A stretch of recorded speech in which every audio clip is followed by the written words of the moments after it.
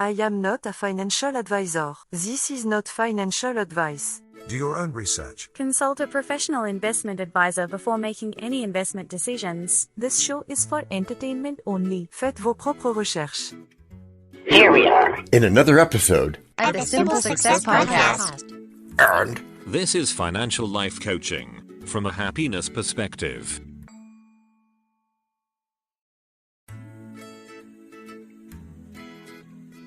Hello, friends. Have you heard about this new thing called cryptocurrency?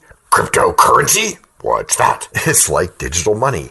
You can use it to buy things online and transfer funds without having to go through a bank.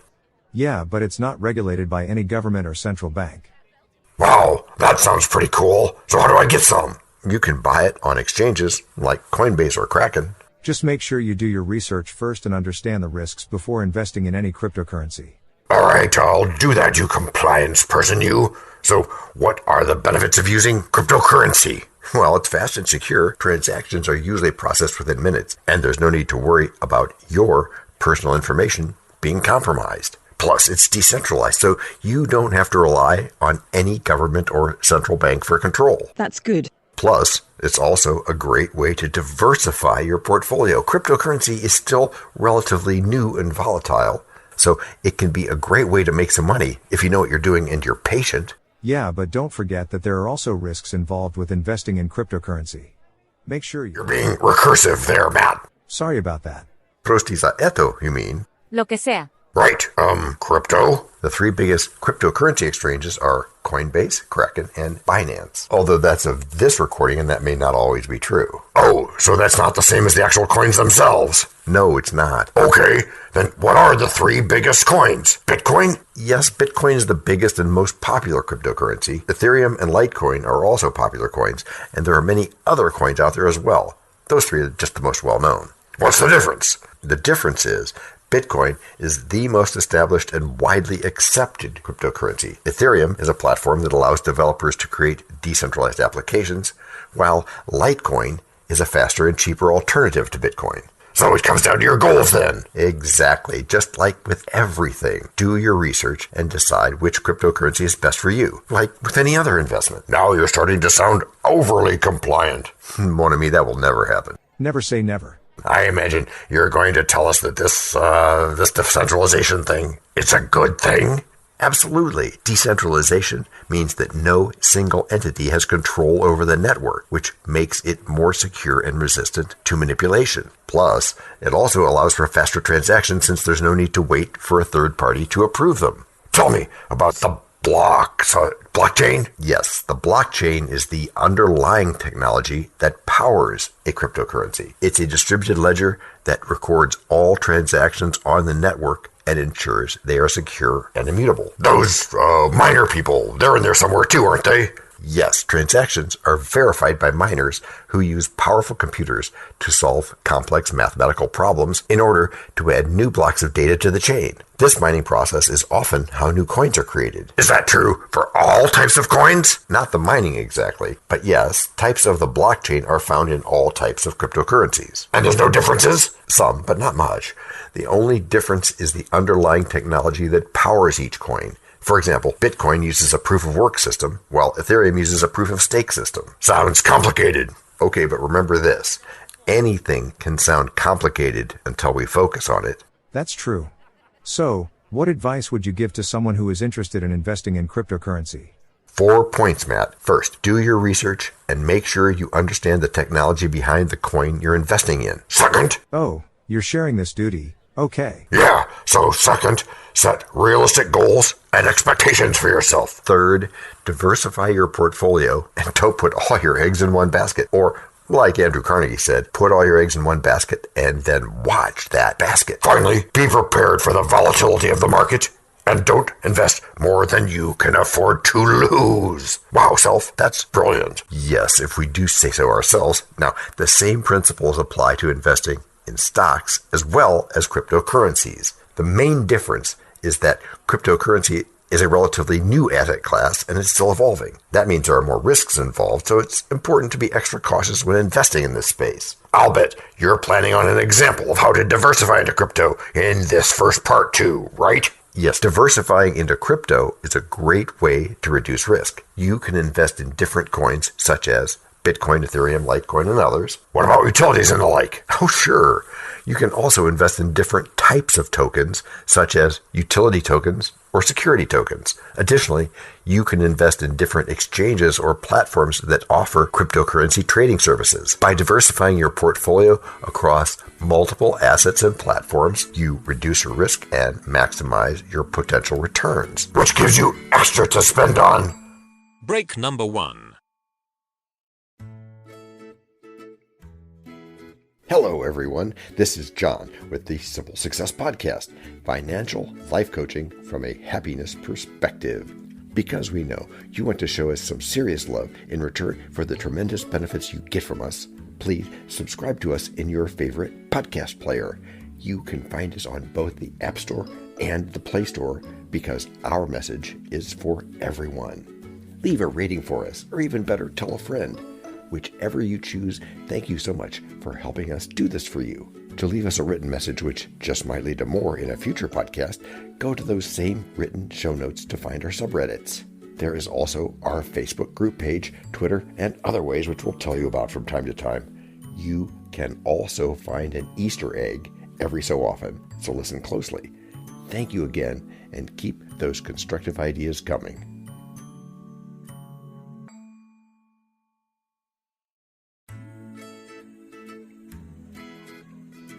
Good afternoon, everyone.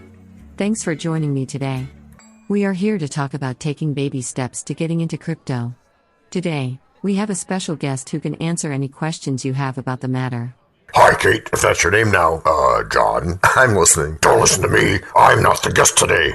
No, I'm not either. Oh, not to worry. I've already talked to AI Kate about that. Okay, good. But you had a question? I did. I've been interested in investing in cryptocurrency for some time now, but I have no idea where to start. Could you help me? Well, you know you'll need to spend time over in our call-in show, right? Yeah, but just some basics for now. Okay, well, there's choosing the type of cryptocurrency. There's more than just Bitcoin? Oh, yeah, a lot more. I've told you about a couple already. And you'll also need to know about wallets. And of course, I'll have to do it, not just know it. Right, but there's more. Like taking baby steps toward all this instead of bowing to some peer pressure. And that's what Henny Abholtz is here to talk about today. Right. I mean, he teaches this stuff and he knows a lot of people with the same interest. And this is a great confidence building activity as well. Cool. Well, let's talk to Henny now.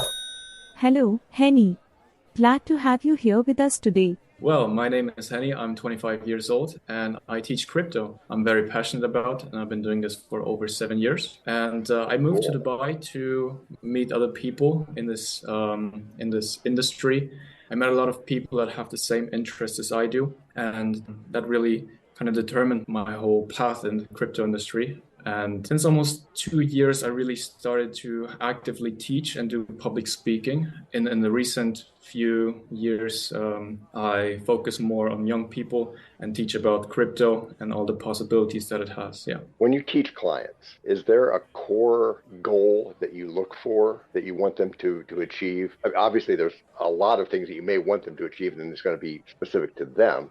But is there a core thing that tells you that you're on the right track? Well, when teaching clients, I mostly focus that I give the message and make sure that they know the fundamentals or can teach them the fundamentals of crypto.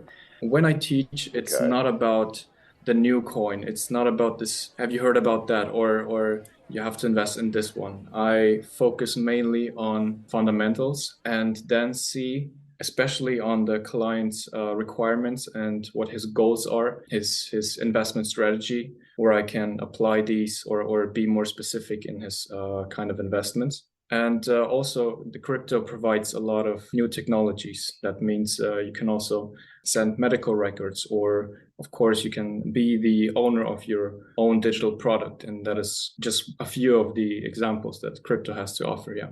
Right. I like those alternative thoughts about blockchain or however you want to define that, having that non-centralized method of tracking ownership. I like to use the mental example sometimes of taking that beyond cryptocurrency to title searches of real estate. For example, it could very well replace the entire function of receipt. Yeah, I mean, crypto and the whole idea behind payments, especially, is to get rid of the middleman. For example, we all know how PayPal works, and it's very simple, and it's super common to just PayPal someone just $5 or something, right?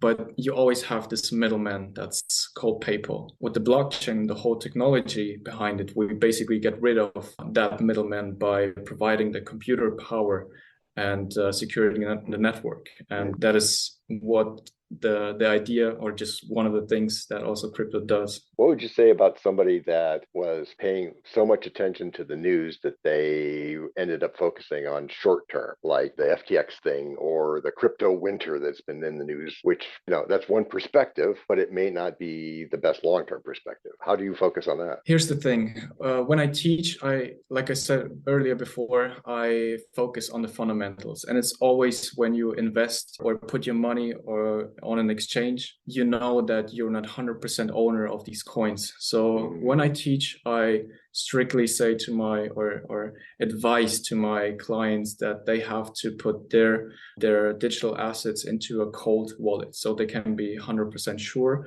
that they own their own digital assets. Right. Okay. So coming to FTX, what I found great about FTX is especially the whole convenience, right? You hear FTX everywhere, or heard back then, you had this big stadium, you had a lot of advertisement. In Dubai, there was like big malls with FTX, like video walls, and it's just great, But you can't forget the fundamentals of crypto. And crypto is about decentralization. It's about having your own wealth or your own digital assets in your cold wallet.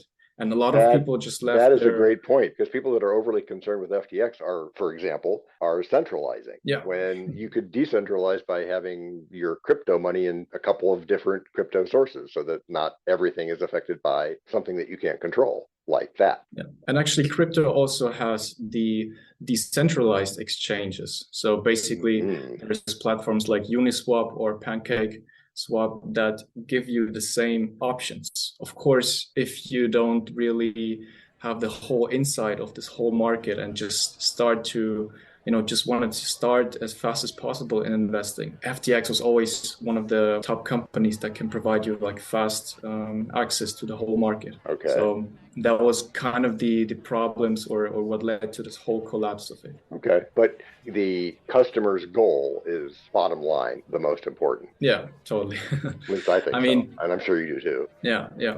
Well, always, especially being in the crypto industry for over 7 years, I and my network, we don't usually use these big exchanges anymore. We use those decentralized exchanges, which means we either use the blockchain or these DEXs, what we call them, or we simply just have our network and we go by, hey, who's buying, hey, who's selling, and do it kind of an internal way. So we don't expose ourselves to these big companies, big exchanges. Okay. Now, when customers want to find out more about perhaps becoming a customer of yours or elsewhere, what's the best way to get in touch with you? Well, I'm currently building a few social media channels, and it goes by the name of Crypto Generation Z. So you can find us on Instagram, TikTok, YouTube, and all other social media platforms like Twitter, especially. Okay. And it goes by Crypto Generation Z. Very easy and always up to date.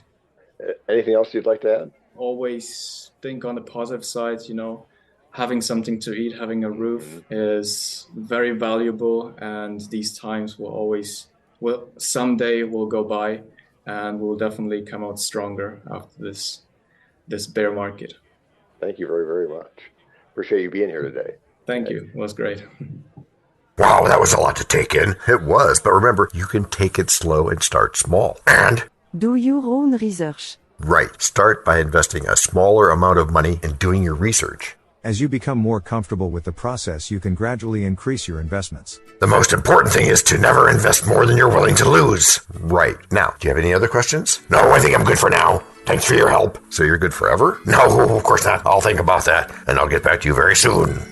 But first, break number 2. We know a lot about you already because we know ourselves. For example, we know that you know how to listen to our podcast. We also know that you probably know how to subscribe. So as soon as you're done with that, tell us your story. We have ways you can contact us. It involves a special link where you can leave us a message. We may have an email address for you as well in the future, and we'll let you know if that happens. The reason for subscribing? I thought you'd never ask. When you subscribe, you automatically download all future episodes of that podcast. It just happens in your player without you having to go search again. How cool is that? This means better rankings for the podcast, more attention from advertisers, and more money. And this means more and better stuff for you. So your motivation is simple and easy. Subscribe today, whatever app and from whatever place you like. And don't just try to subscribe. There is no try. There is only do. We're changing the way we look at things, and remember, that's good. Eso es buenísimo. Also remember, this is financial life coaching from a happiness perspective. Coaching happiness. Our call to action is right in the show notes. Find it, and you win too.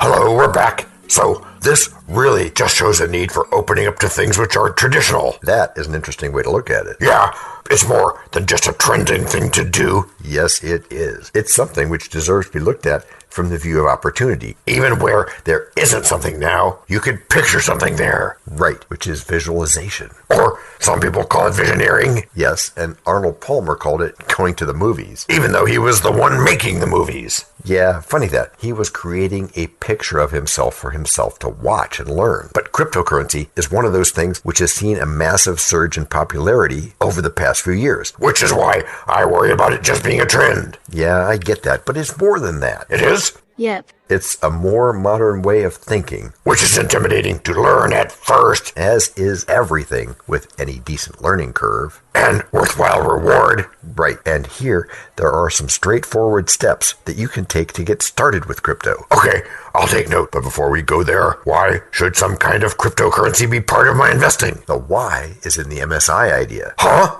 Yeah, think of it this way. Crypto represents an alternative kind of money. Well, okay, but it's way deeper than just that, isn't it? Yes, but it's where we start. Okay. So you allocate whatever amount you have in crypto, which should be what? That's something that would be in line with your risk tolerance. But we're not going to go into individual and routine financial advice here. Generic ballpark number, please. Okay, maybe 5% of your everything, whatever that amount is, maybe less. Just not more. Right, just not more. And the reason for that is because there's just too many other options. But when you do that, you end up with what? You add another MSI, another arrow in your quiver, if you will. And that means you've added another option. Yes, it does. And your future becomes brighter accordingly. Okay, so to bring all this home today, we do what?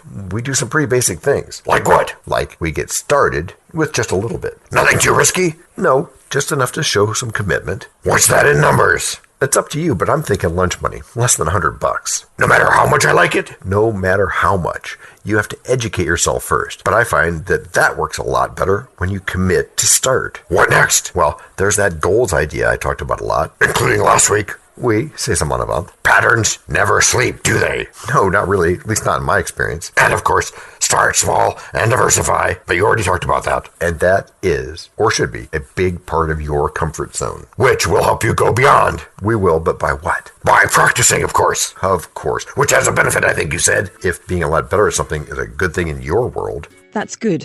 And if you allow good ideas to repeat and grow. And if you have the patience to practice and wait. Which is how you've all gotten good. Gracias por escuchar. Salut. À la prochaine. This podcast and our other podcast are productions of Little Red Hen Industries. The supporting cast who helps me bake the bread includes Techno King, John C. Brandy, Alter Ego, Doubting Thomas, Fact Checker, A Small Brown Beef Animal, Seriously, Tiny. Facts are important but are also easy. Social Manager, Abraham Lincoln, Media Expert, Augustus Caesar. Psychologist, William James. Sound designer, Adobe's Creative Suite. Spanish consultant, Cameron J.K. Brandy. French consultant, Leah, the do-your-own research lady. Videographer, Eto Monkoshki. Audio props, Les Paul. Inspiration, many podcasts and other sources, and of course Napoleon Hill. We also have websites, and you can subscribe to both podcasts. You can even send us a video, audio, or text message, but of course you'll have to head to the show notes, either on your phone or on the web, to get the links and stuff. And all those clickable links are in the show notes. And before we forget, the artificial intelligence or AI voices that you hear in our work are offered up by Google, Amazon Polly, and OpenAI, like we say in the show notes. They don't sponsor us yet, but we love what they do, and we just love what AI can do when lovingly crafted. Finally, you can find us on Podmatch.com, Matchmaker.fm, Podbooker and Podcast Guests, where we consider guests and consider guesting on other people's shows. And really finally, the music for our pods comes from Cute by Bensound and from Piano Background by Nick Simon Adams, as well as from AI MuseNet. The sound effect credits go to Jackson Academy Ashmore, Canoe CG, Dr. Jekyll, Joe Payne, Everything Sounds, MK Play More Stories, ERH, Sand Emotions, Big Pickle 51, and Just Kidding. Yes, that's his or her name. All on freesound.org. Also, languages are the bomb. Paul.